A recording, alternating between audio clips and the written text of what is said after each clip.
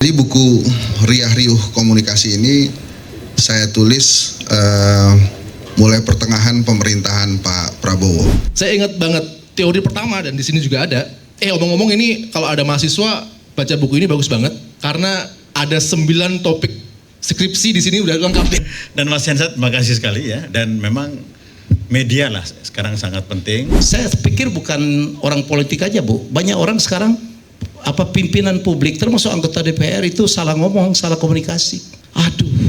Jadi saya terus terang Hensat lah ya. Ngirim buku ini 2 hari yang lalu. Ini ditulis Hensat. Mestinya kalau ini bisa 7 jilid ini. Riah Riuh Komunikasi. Semua topik dilihat dari komunikasi. Saya juga mengiyakan, ini buku luar biasa.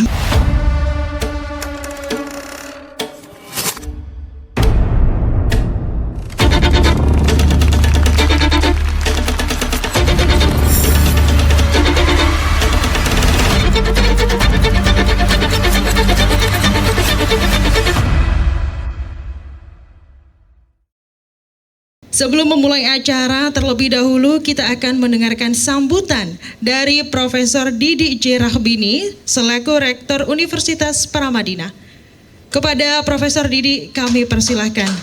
Jadi Mas Hensat ini dosen yang berkarir di mana-mana, tapi nggak apa-apa, rumahnya di Paramadina. Dan Mas Hensat, terima kasih sekali ya. Dan memang media lah sekarang sangat penting dan ya tidak bisa keluar dari situ ya. Dan pejabat publik, universitas atau kampus-kampus atau apa saja ya. Bahkan Kadin pun ketika saya menjadi think tanknya Rosan di Kadin, dia langganan media sosial. Kami persilahkan kepada narasumber kita Dr. Hendry Satrio untuk memberikan plakat kepada Profesor Didi J. Rahbini, Rektor Universitas Paramadina. Kami persilahkan Bapak untuk menuju ke tengah. Luar biasa, beri tepuk tangan para hadirin untuk narasumber kita dan Rektor Universitas Paramadina. Dr. Hendry Satrio untuk memberikan tanda tangan mock-up buku yang ada di depan kita bersama. Oke, bismillahirrahmanirrahim. Dengan ini maka saya tanda tangani dan tahun depan ada 2 buku lagi dari Mas Hendry ya. Tepuk tangan ya.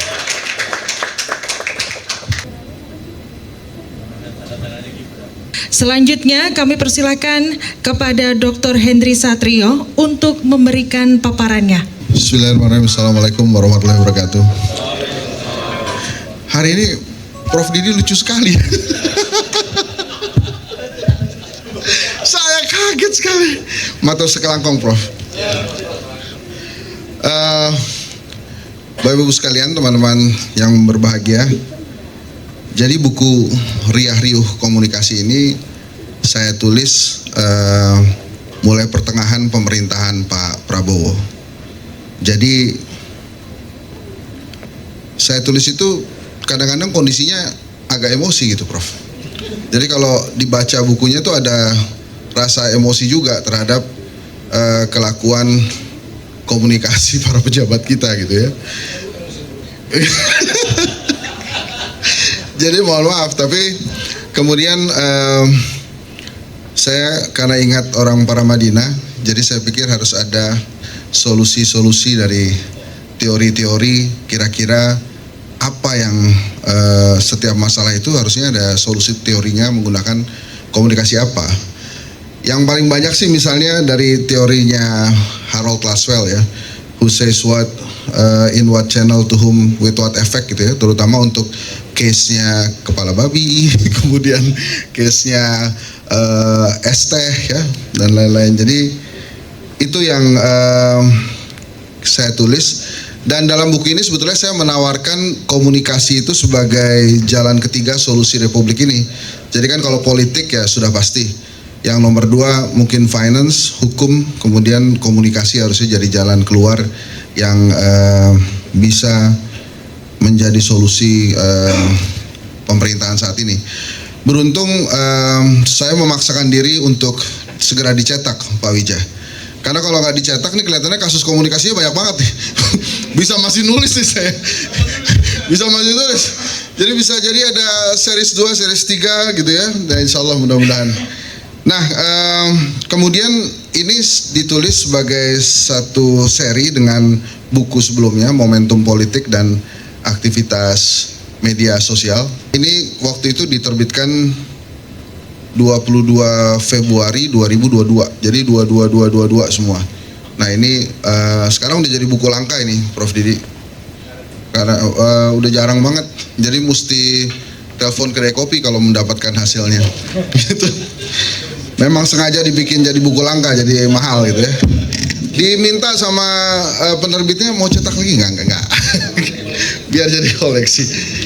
Nah, ini juga tanggal ini selain memang saya berterima kasih ke Pak Wija, ini saya baru saja selamatan kali ya, 1000 hari ayah saya, Pak Iwan Trikarso bin Mas Kabul. Jadi beliau guru jadi ya saya dilahirkan dari keluarga guru.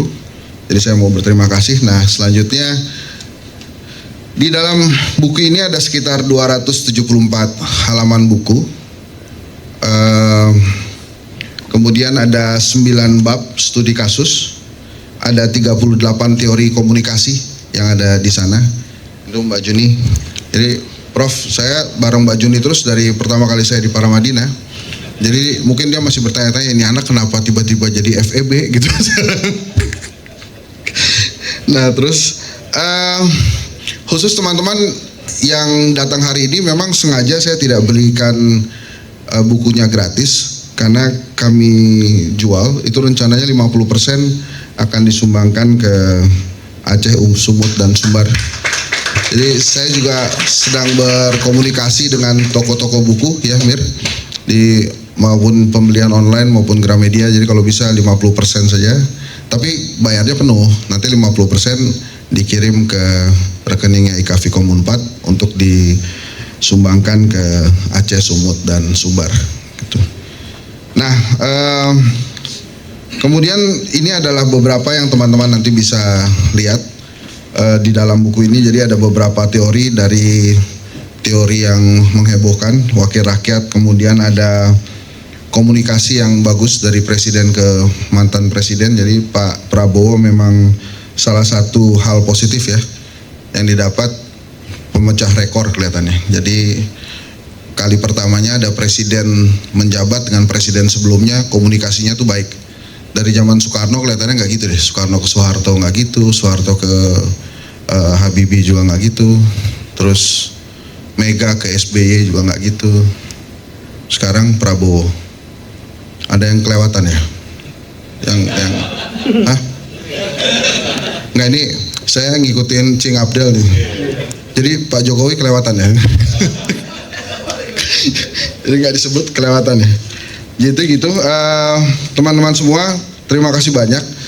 Kemudian saya berterima kasih Pak Rektor, dipersilahkan untuk tampil di Paramadina. Saya ucapkan penghargaan sebesar-besarnya juga untuk Mas Wija yang memaksa saya, jadi dipaksa Pak Helmi harus meluncurkan di Paramadina. Akhirnya saya luncurkan di sini. Kemudian Ibu Juni ini bareng-bareng saya di UI. Kemudian awal-awal saya Paramadina ya bareng Bu Juni ini. Ada falsafah peradaban, waktu itu saya awal-awal ngajarnya justru media relations. Oh, orang komunikasi itu loh. Mas Aji, Pak Helmi Yahya, Yunda Prof Siti Juro, terima kasih sudah bersedia membahas. Kemudian ada beberapa rekan saya sebutin nggak apa ya, salah satu ya, daripada nanti saya masalah kan, gitu ya. Ada Kang Ardi, ini Sekper PGN, perusahaan gas negara apa nasional sih? Negara ya, oke. Kemudian ada Sekretaris Umum Ikatan Alumni SMA 37. Jadi saya SMA 37, ini Mas Dudi ya beserta jajarannya. Kemudian saya juga hari ini kedatangan selebritis. Anak ya. Ini ada selebriti warawiri di TV nasional binaannya Kang Helmi Yahya. Sekarang sudah jadi staf khusus, bahkan bahkan mungkin lebih dekat dari wakil menteri kedudukannya, Mas Imam Priyono. Jadi sekarang kalau Menteri Pariwisata udah nggak lucu-lucu lagi, ini karena binaan dia.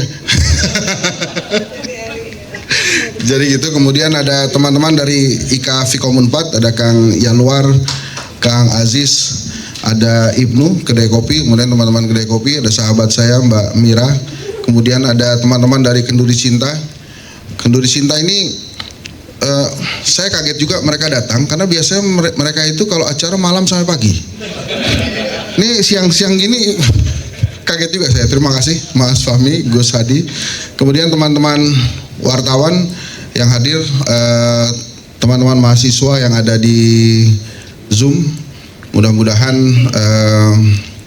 apa yang saya tulis, riah riuh komunikasi, bisa menambah, memberikan masukan kepada pemerintah.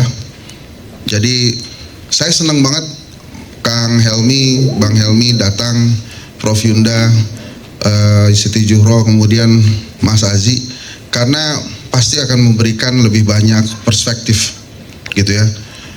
Sebetulnya yang agak-agak netral nih Bang Helmi Yahya ini. Kalau Yunda Siti Juhro nih kayak saya mazhabnya tuh. Perbaikan buat Indonesia ya. Wah. Nah, yang positifnya good news from Indonesia. Jadi ini good news nih. Jadi ada buku ini tuh good news lah ya.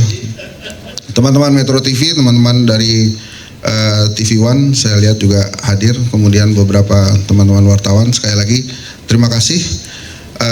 Selamat membaca.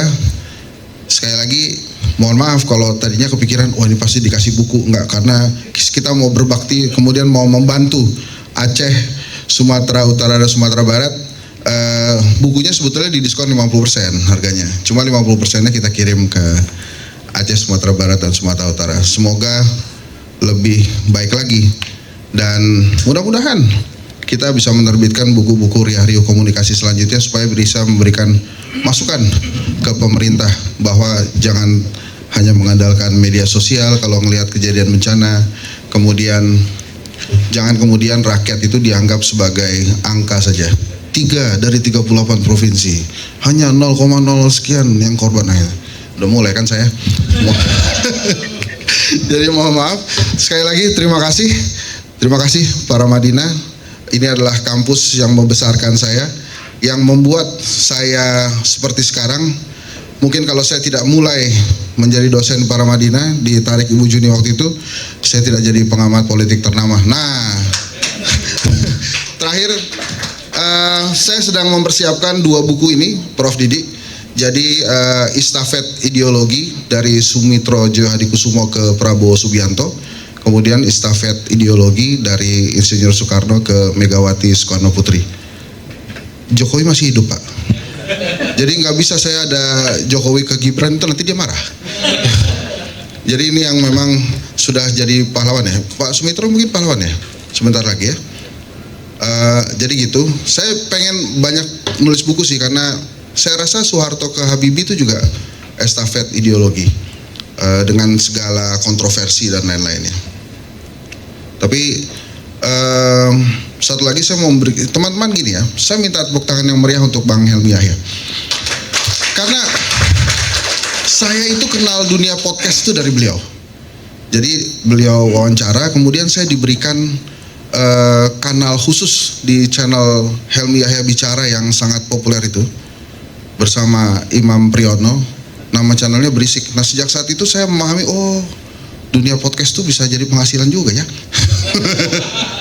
Jadi saya sekarang ada YouTube sendiri, salah satunya kegemaran UMKM Henry Satrio Jangkrik Bos ala Hensa, itu kita wawancara UMKM dan lain-lain. Mudah-mudahan itu juga bisa jadi buku. Saya rasa itu teman-teman, selamat membaca, selamat berdiskusi. Assalamualaikum warahmatullahi wabarakatuh. Siap, Pak Helmi. Kalau kita lihat ini juga berkaca dari apa yang disampaikan Pak Hensa gitu ya, keresahan kita dalam buku. Politisi kita sekarang itu banyak sekali ketika melakukan proses komunikasi, itu bukan targetnya serta-merta menyampaikan informasi, tapi gimmicknya itu banyak banget gitu. sebenarnya gimmick itu dalam sisi komunikasi itu bagaimana menurut Pak Helmi? Apakah memang butuh atau kayak sekarang itu gimmicknya belum sampai kualitasnya atau salah memahami gimmick? Kalau menurut saya harus pakai gimmick, kalau nggak didengarin orang. Keahlian membuat gimmick itu adalah kreativitas. Saya dulu waktu kemarin itu kan saya sempat bicara di monolog saya, kan dulu dibilangin Pak Prabowo itu tidak ada apa ya? Kan dulu yang dia joget-joget itu dianggap terus apalagi gemoy. Saya bilang that's gimmick gitu. Jadi itu yang ngomongin itu nggak bagus, itu yang nggak punya gimmick seperti Pak Prabowo dengan oke gas, ayo gas gitu-gitu ya. Jadi menurut saya that's gimmick. Itulah komunikasi. Jadi komunikasi itu bukan cuma ngomong ya. Nanti saya akan bicara lah. Mohon maaf, saya bukan ahli komunikasi juga sebenarnya. Saya akuntan. Saya ini lulusan STAN. S2 saya juga accounting dari University of Miami. Until one day saya sadar bahwa kalau mau diperhatikan orang harus bicara dong, harus komunikasi. Sejak saat itu ya saya akhirnya belajar ilmu komunikasi, apalagi Tante Wiyah. Tante Wiyah itu ibu kakak saya ya. Dia sering banget ngaku adik saya. Makanya Tuhan marah ya.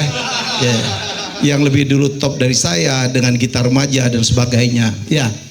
Oh iya, saya bilang, saya serius sekali Bu, saya serius sekali. Saya dosen di STAN dan begitu saya pulang dari Amerika ada yang jemput.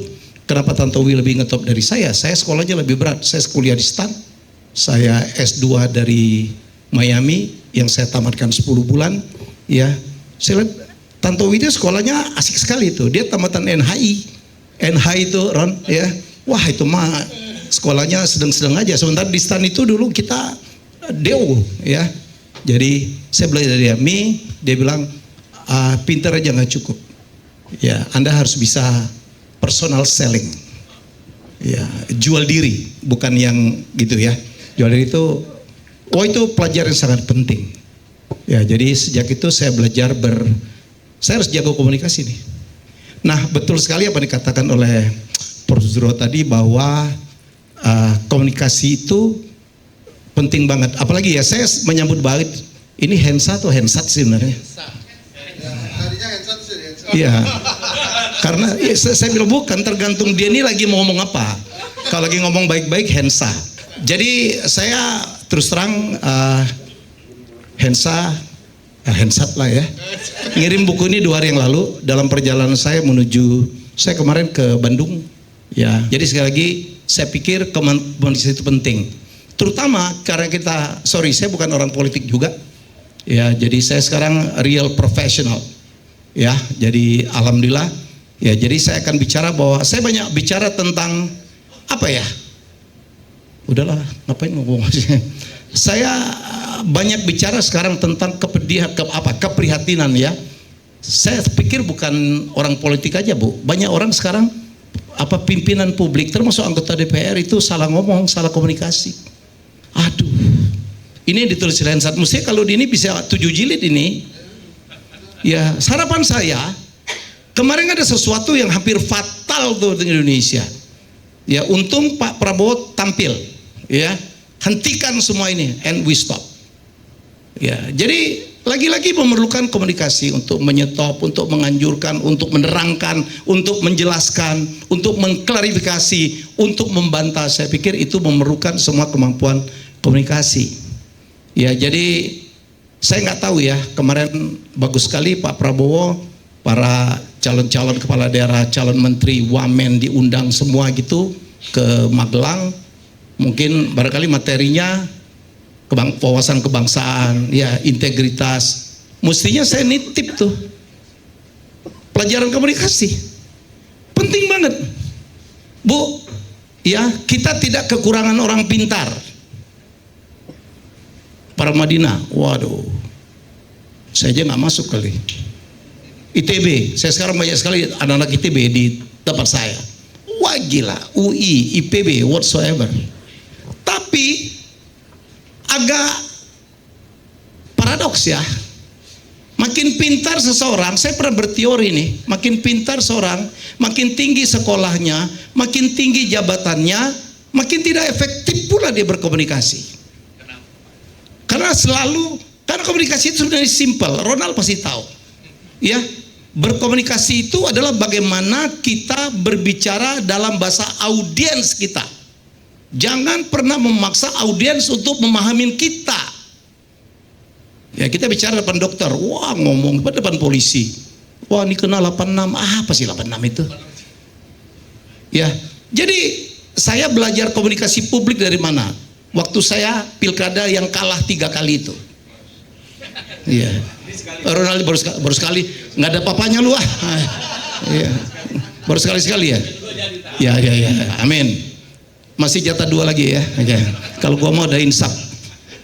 Ada yang dari Palembang ya. Palembang itu ada lebih dari 30 bahasa daerah kali. Jarak 1 kilometer bahasanya udah lain. Ada Komering, ada Meranjat, ada Pegagan, ada Lahat, ada Palembang, ada orang Jawanya di daerah Transmigran, ada Makassarnya di dekat-dekat pantai gitu, ada Maduranya. Bayangkan tiap kali saya kampanye, saya pakai bahasa mereka tuh. Piye kabare, apa gitu. Saya punya, jadi sekali lagi, seorang yang hebat itu bukan yang menggunakan diksi-diksi. Kalau dia profesor, doktor, wah, kadang-kadang kita nggak tahu ngomong apa iki. Ya, bagaimana kita menggunakan bahasa yang dipahamin oleh audiens kita. Ya tergantung audiens lah. Namanya pun public speaking. Who is the public? And if we know the public, then we know how to speak. Ke orang tua kita akan bicara orang tua. Ada yang di Jawa ada kromo, inggil segala macam. Ke orang Sunda saya bicara saya lagi belajar bahasa Sunda susah banget. Ya, tahunya baru cuman sampurasus. That's enough. Ya, kalau ke anak muda kita bahasa anak muda, ke akademisi kita bahasa akademik. Jadi tidak harus selalu yang bahasa tinggi gitu tuh. Nah, sekarang bayangkan bagaimana anak-anak Gen Z, milenial bisa paham dengan bahasa-bahasa pemimpinnya, anggota DPR-nya. Kalau sang pemimpin itu menggunakan bahasa-bahasa tua. Ingat yang terjadi di Nepal, ingat dari Bulgaria. Komunikasi dari kita tidak sampai ke mereka. Karena apa? Karena kita tidak menggunakan bahasa yang mereka pahami. Karena kita tidak menggunakan tools media yang mereka pakai. Ya, itu persoalannya. Anak Gen Z, wah, bahasanya gila ya. Overthinking, healing, burnout, random. Wah, bahasa mereka begitu. Itu bahasa anak-anak kita, cucu kita di rumah. Yang paling gila ada bahasa mereka tuh jujurli. Jujurli. Sejujurnya Bu, saya ini guru bahasa Inggris dulu. Kamus manapun nggak ada kalimat kata-kata jujurli itu. Ya, jadi skena, statue, ya, cewek kue, random. Ya, jadi menurut saya kalau kita mau, jadi jangan marah kalau kita lihat anak kita, cucu kita, kita suruh karyawan kita yang muda kita suruh nggak bergerak because they don't understand what we say. Dan kita merasa zaman saya dulu, aduh, dinosaurus. That's one thing. Jadi menurut saya kalau para Madinah ya membuat kelas gitu, jangan menggampangkan. Wah, saya ini udah S3, S2 gitu. Nomor 2 nih, ya, selain kita menggunakan bahasa audiens, nomor 2, tips dari saya is not about the content but to deliver. It's not about the content, it's about delivery. Pelajarinlah deliverynya. Kalau konten setinggi-tinggian ada di mana? Ada di perguruan tinggi, S2, S3, ilmunya mentok. Ada PhD berkali-kali, mohon maaf, tapi adakah mereka komunikator yang efektif? Adakah mahasiswanya mau mendengarkan kata-kata kita gitu yang ngajar? Saya kan dosen hampir 18 tahun. Saya senang banget, bukan karena adik kelas saya ya, Ferry Irwandi. Ya, seorang anak muda yang bisa menerangkan hal-hal yang berat dan dimengerti loh oleh milenial Gen Z. Dia bicara tentang stoikisme, gila keren banget.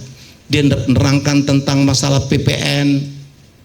Anak-anak muda, milenial Gen Z itu mengerti. Jadi menurut saya itu ya. Jadi saya berharap betul ini sumbangsi saya aja.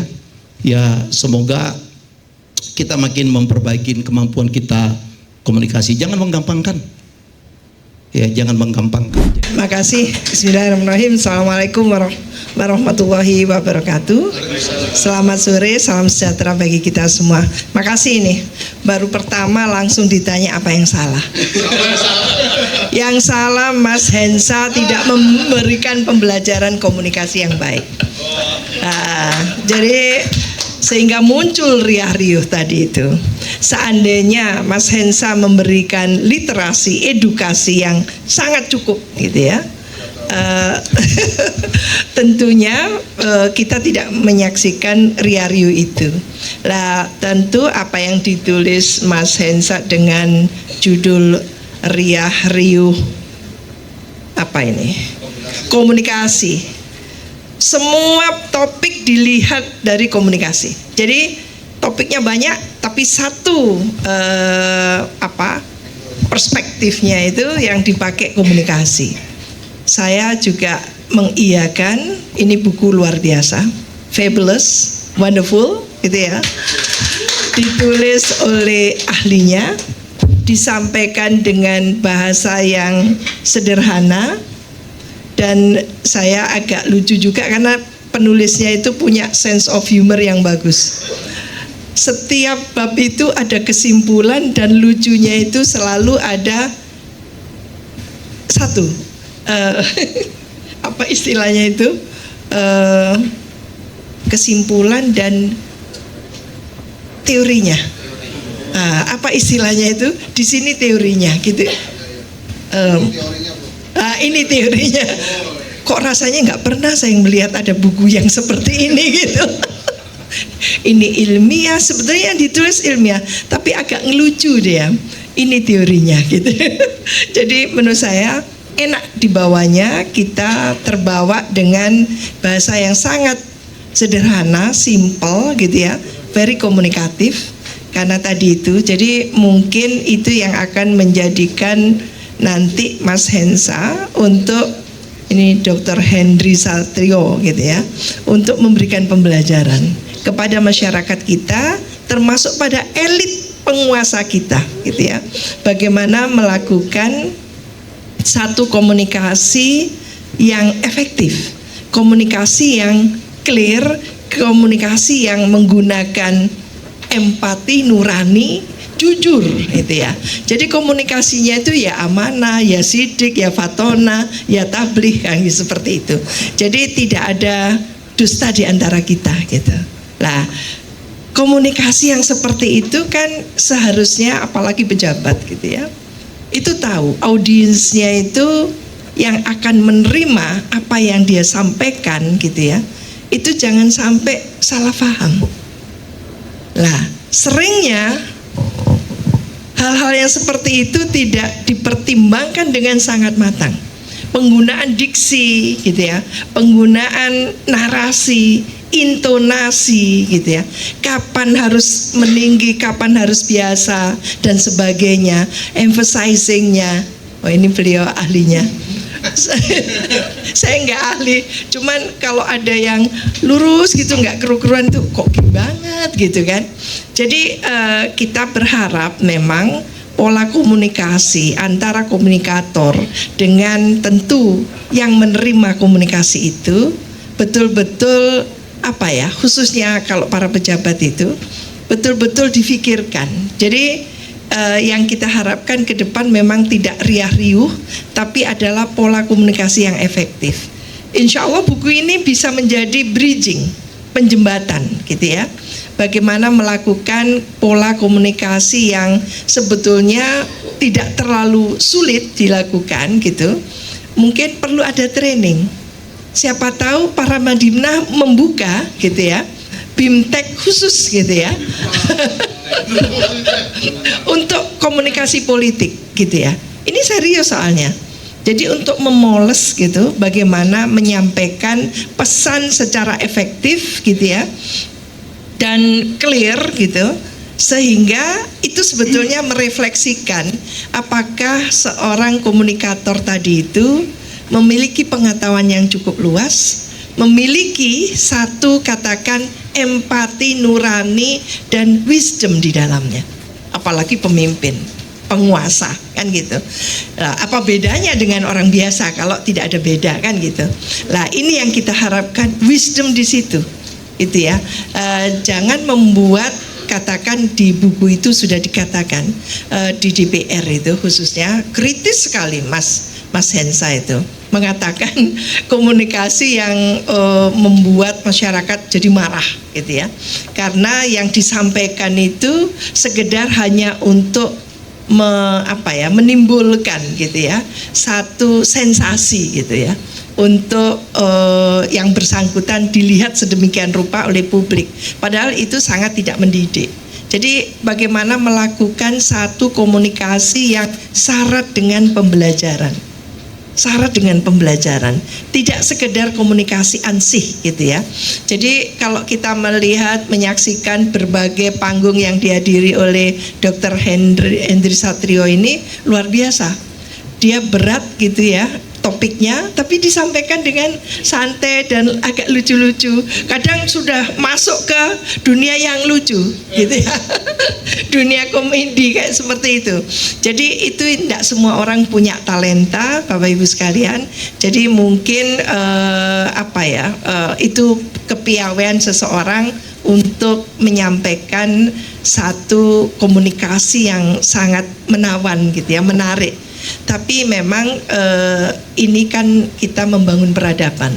Ketika sistem demokrasi kita bangun, komunikasi yang mengikuti bangunan demokrasi tadi itu seharusnya adalah bukan komunikasi yang istilahnya itu minus dengan peradaban. Jadi nilai-nilai budaya kita itu ditunjukkan dari pola kita berkomunikasi. Jadi tata krama kita muncul gitu ya. Bagaimana orang tadi itu tidak begitu saja mengatakan atau melook down atau menganggap orang lain itu sepele dan sebagainya. Itu dari mimiknya. Dan kadang kita juga melihat pejabat kok susah banget senyum gitu ya. Padahal kita nunggu-nunggu, agak meskipun berat itu agak senyum sedikit gitu kan.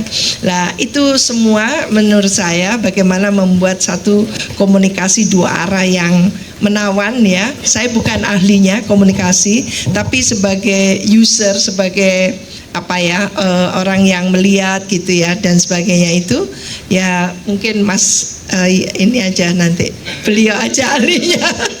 Nanti saya diketawain. Cuman itu impresi saya terhadap buku ya Mas ya, tidak beyond itu. Saya menikmati membaca buku ini karena yang menulis itu membuat saya ingin tahu semua topiknya. Ringan banget gitu ya, tapi dikasih sentuhan akademis, mengacu pada teori-teori, tapi dibawakan dengan sangat simpel. Cukup 1 paragraf, 2 paragraf teorinya gitu kan. Oh, enggak membebani saya. Tapi Danimo kok nggak ada ya? Oh gitu ya. Saya lihat ini pegawainya komunikasi kok nggak ada gitu, Danimo kan itu. Nah ini antara lain, jadi menurut saya itu bagus. Jempolnya 5. Terima kasih. Wassalamualaikum warahmatullahi wabarakatuh. Saya ingat banget teori pertama dan di sini juga ada. Omong-omong ini kalau ada mahasiswa baca buku ini bagus banget karena ada 9 topik skripsi di sini udah lengkap nih. Dikasih kasusnya, kesimpulannya, teorinya lagi gitu kan. Tinggal ngembangin aja gitu. Jadi pas hari pertama kuliah di komunikasi, kita pasti kenalin dengan teori Laswell. Di sini ada. Laswell itu adalah who says what, in what, to whom, in what channel, and what effect. Siapa mengatakan apa, kepada siapa, dengan mediumnya apa, dan efeknya apa, dampaknya apa. Tapi itu kan dulu ya, kalau saya ngomong seperti ini kan jelas, saya ngomong pada siapa, mediumnya apa, pada suara, efeknya apa gitu. Tapi sekarang di sini juga ada teorinya Shannon Weaver noise, dan itu teori lama sebenarnya, tapi sekarang jadi kita perlu lihat, dan itu inti dari buku ini adalah Rio kan. Jadi ternyata bukan hanya siapa mengirim pesan kepada siapa, pesannya apa gitu, tapi ada noise, faktor noise. Jadi faktor noise inilah yang membuat komunikasi kita efektif atau enggak. Dan soal noise, pada saat teorinya ditemukan dulu, itu noise-nya itu cuman, misalkan kita bicara seperti ini, ada kereta lewat, ada orang ngobrol, itu kan nggak kedengeran.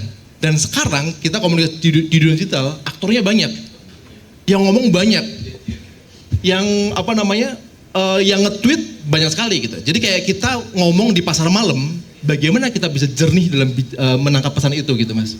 Jadi artinya semakin sulit kita berkomunikasi dengan jernih karena memang semuanya berbicara sekarang.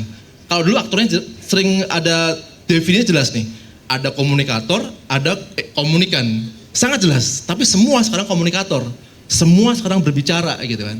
Dan sekarang ada lagi post-truth kan ya. Jadi orang nggak kepingin lagi siapa mencari informasi, tapi dia hanya mencari informasi yang memang dia yakin kebenarannya. Itulah kenapa GNFV ngerasa bahwa good news itu banyak sebenarnya, tapi ketutupan oleh hal-hal yang memang seringkali membuat perhatian kita teralihkan ke hal-hal yang nggak substantif gitu. Itu Mas.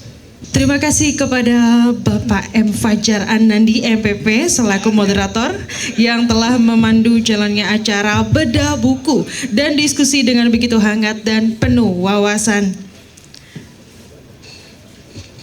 Kami persilahkan kepada Dr. Hendry Satrio untuk memberikan plakat kepada Pak Fajar Anandi, Pak Wijayanto, Ibu Profesor R. Siti Zuhro, Pak Helmi Yahya, dan Pak Wahyu Aji, sekaligus juga untuk melakukan proses tanda tangan mock-up buku.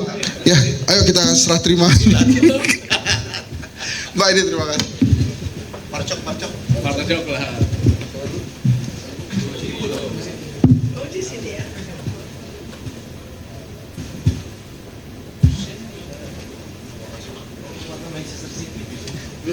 Karena sudah di research warna yang sekarang diminati. Oh gitu. Diminati. Nanti gue saya sampaikan sekalian. Santai kan. Jadi saya kasih Dia betul. Dua ketemu, ini ada ketemu. Kami semua ini. Saya Oh yang bisa. Ya, terima kasih banyak. hujan. Oh ada gitu. Saya minta tepuk tangan yang meriah untuk Pak Wijaya. Nah, kalau nggak ada Pak Wijaya acara ini nggak Harus dipaksa menunjukkan. Terima kasih. Terima kasih. Saya